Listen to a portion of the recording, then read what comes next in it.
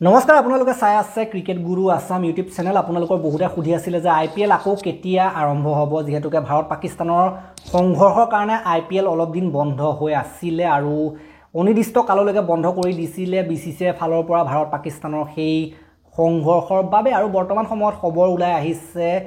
যে ইয়াৰ ওপৰত মিটিং চলি আছে আৰু সংবাদ মাধ্যমত এটা খবৰ প্ৰকাশ পাইছে যে অনাগত কেইদিনমানৰ পাছত এসপ্তাহৰ পাছত আইপিএল ধুনীয়াকৈ অনুষ্ঠিত হ'ব পাৰিব আমাৰ হাতত দুটা ডেট আছে বৰ্তমান সময়ত 16 মে বা 17 মে 16 মে বা 17 মে এই দুটা তাৰিখৰ ভিতৰত কোনোবা এটা তাৰিখতে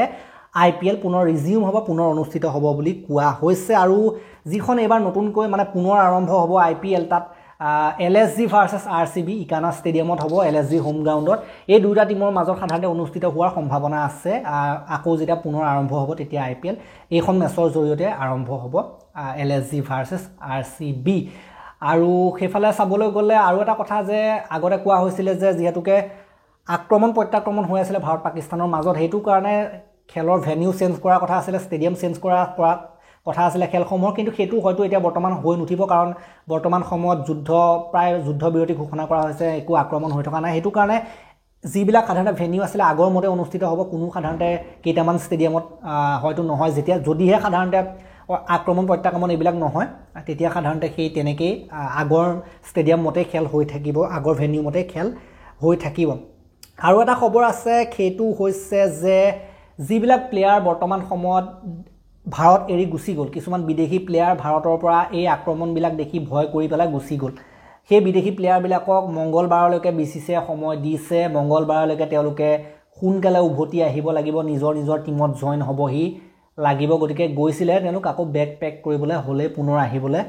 হ'লে আৰু এটা খবৰ আহিছে সৰু সুৰাকৈ কিন্তু বিসিসিআইৰ ফালৰ পৰা এইটো ফিক্স খবৰ নহয় সেইটো হৈছে যে আইপিএল 2025ৰ ফাইনেল অনুষ্ঠিত হ'বলগীয়া আছিল ইডেন গাৰ্ডেন্সত কলকাতাৰ কিন্তু তাত বৰষুণৰ ফৰকাষ্ট আছে বৰ্তমান সময়ত বাৰিষা আহিবলৈ হৈছে বৰষুণ বৰ্তমান সময়ত বহুত হয় আৰু তেনেকুৱা সময়ত সাধাৰণতে তাত খেল পতাটো বৰ সঠিক নহ'ব হেতু কাৰণে বিসিসিআই সিদ্ধান্ত গ্ৰহণ কৰিব পাৰে যে নৰেন্দ্ৰ মোদী ষ্টেডিয়াম গুজৰাটৰ তালৈ লৈ যাব পাৰে আইপিএলৰ ফাইনেলখন গতিকে হেতু এটা আন এটা নিউজ গতিকে এইখিনি আছিল খবৰ 16 বা 17 তাৰিখলৈকে আপোনালোকে ৰেডি থাকক আৰু অতি সোনকালে তাৰিখবিলাকটো ঘোষণা কৰিব লাগিব ন তাৰিখবিলাক ঘোষণা কৰিব লাগিব গতিকে বিসিসিআই অতি সোনকালে তাৰিখবিলাক নতুন তাৰিখবিলাক ঘোষণা কৰিব বুলি কৈছে আৰু হয়তো আজিও কৰিব পাৰে নতুবা দুদিনমান পাছতো কৰিব পাৰে কিন্তু সোনকালে অতি সোনকালে ঘোষণা কৰিব যেতিয়াই তাৰিখবিলাক ঘোষণা কৰে পুনৰ মই ভিডিঅ' প্ৰস্তুত কৰিবলৈ চেষ্টা কৰিম আৰু এটা কথা এই ক্ষেত্ৰত আছে যে যিখন আইপিএলৰ পইণ্টছ টেবল সেইখন আপোনালোকে চাই লওক কাৰ পজিশ্যন কেনেকুৱা আছিলে GT RCB PBKS 1 2 3 আছিলে দেন সাইড MI DC